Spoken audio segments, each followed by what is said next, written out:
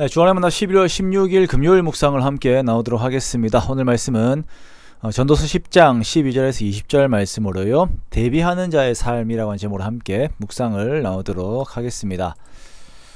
오늘 말씀은 앞날을 대비하며 현재를 준비하고 자신을 관리하는 것이 얼마나 귀한 가치인지를 말씀을 하고 있습니다. 자, 오늘 전도서에서는 두 가지의 가치를 말씀을 하고 있는데요. 첫째는 말에 대하여 지혜로울 것과 두 번째는 순간을 위한 삶이 아닌 매일의 안정을 위한 대비의 삶을 살 것을 말씀을 하고 있습니다.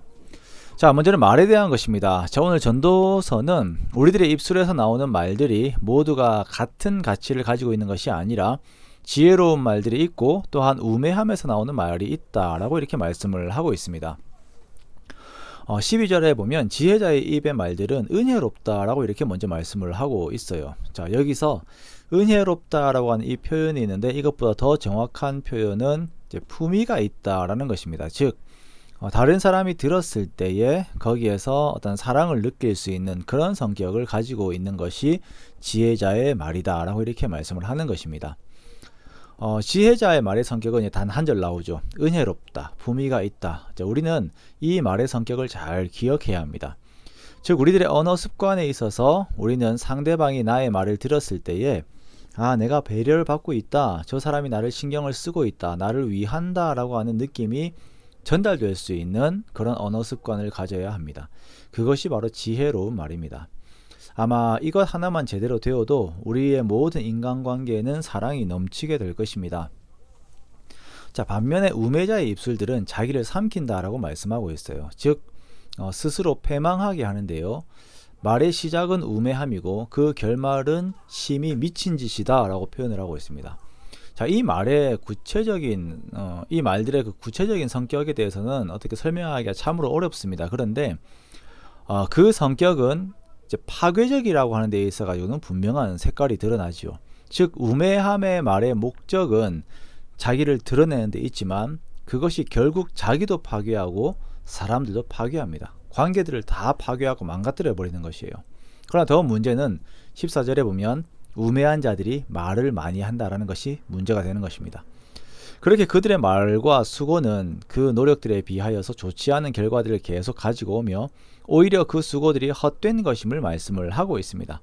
자, 우리들은 오늘 나의 언어 습관이 더욱 은혜로운 품위 있는 언어가 되어서 사랑의 내용들 또한 생명의 내용들로 채워지기를 기도하며 노력해야 할 것입니다.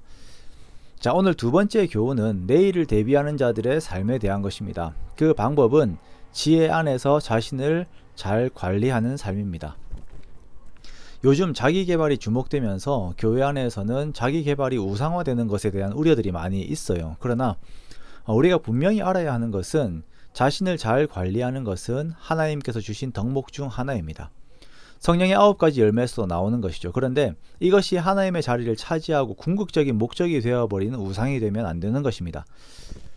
전도자는 먼저 우려사항을 말하고 있는데요. 왕이 어리고 대신들이 아침부터 잔치하는 날에는 화가 있다라고 말씀하고 있습니다. 이러한 상황이 대신들에게는 정말 좋은 상황이죠. 자신들을 통제할 사람도 없고 뭐라 할 사람도 없어요.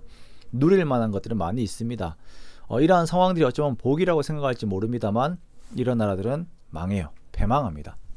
자, 반면에 왕은 귀족들의 아들이고 대신들은 자신들을 잘 관리하여서 취하지 않고 기력을 보호하기 위해서 정한 때에 먹는 나라는 복이 있다라고 말씀을 하고 있습니다. 즉 삶에 있어서 분명한 기준이 있고 그 기준의 삶들을 살고 기준을 이루기 위하여서 자신의 욕구를 통제하는 자들의 삶이 복된 것입니다. 자, 우리 청년들이 함께 서로 관리하는 카톡방이 있습니다. 그것은 매일 큐티한 것과 운동한 것을 공유하는 방이에요. 즉 말씀을 읽고 삶의 방향을 바라봅니다. 그리고 젊을 때부터 운동을 하고 자기 관리를 하면서 자기 몸에 대한 청지기적인 태도를 가지는 것입니다. 자, 먹는 것도 관리하고 운동으로 자기 몸도 돌보는 것이죠. 이런 것이 참 고무적인 태도입니다. 이렇게 매일 자신에게 성실한 자들이 성공에 더욱 가까운 삶을 살게 됩니다. 그렇지 않으면 18절의 말씀처럼 게으름으로 인하여서 석가래가 내려앉고 손을 놓음으로 인하여 집이 새어버리는 결과를 가지고 오게 됩니다.